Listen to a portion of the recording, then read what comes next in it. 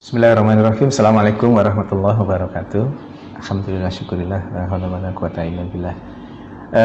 Saya Dr. Catur Priyambodo MKes, Direktur Rumah Sakit Aisyah Siti Fatimah Tulangan, ingin menyampaikan beberapa hal terkait dengan COVID-19 ini.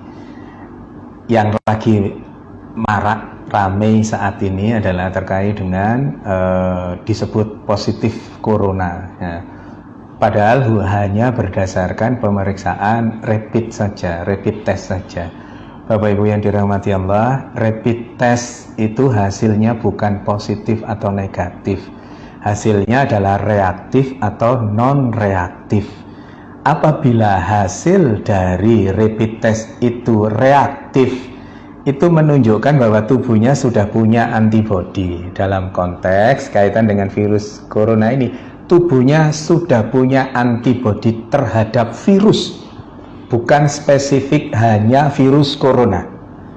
Maka yang disebut rapid test reaktif itu artinya tubuhnya sudah punya antibodi terhadap virus, semua virus, tidak selalu virus corona saja. Yang berikutnya, kalau non reaktif artinya tubuhnya tidak punya antibodi terhadap virus itu. Diasumsikan karena tidak punya virus, tidak punya antibodi, maka virus itu belum masuk ke dalam dirinya, atau sudah masuk tapi belum menunjukkan virulensi virus yang hebat sehingga membuat reaktif itu.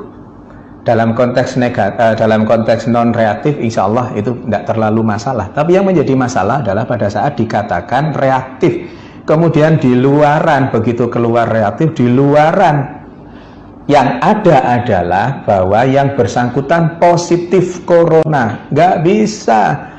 Positif tidaknya corona hanya bisa dilakukan pemeriksaan melalui pemeriksaan swab tenggorokan itu, atau PCR, polymerase chain reaction.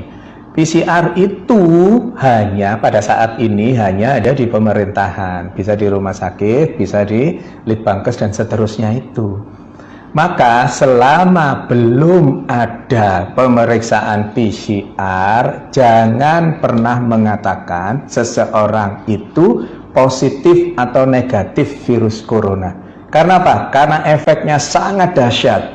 Efeknya seseorang yang dikatakan positif padahal rapid testnya yang reaktif, yang belum tentu itu virus corona, maka terus kemudian dampaknya sangat hebat bagi yang bersangkutan. Bukan hanya yang bersangkutan, tetapi keluarganya, tetangganya, semuanya ikut terdampak. Belum lagi nanti ada yang mengucilkan, belum lagi nanti kalau Allah takdirkan meninggal, terus kemudian jenazahnya ditolak hanya gara-gara rapid test yang dikatakan reaktif, yang belum tentu itu virus coronanya positif. Karena positif tidaknya seseorang terkait dengan virus corona hanya bisa didapatkan melalui pemeriksaan swab tenggorokan atau PCR itu.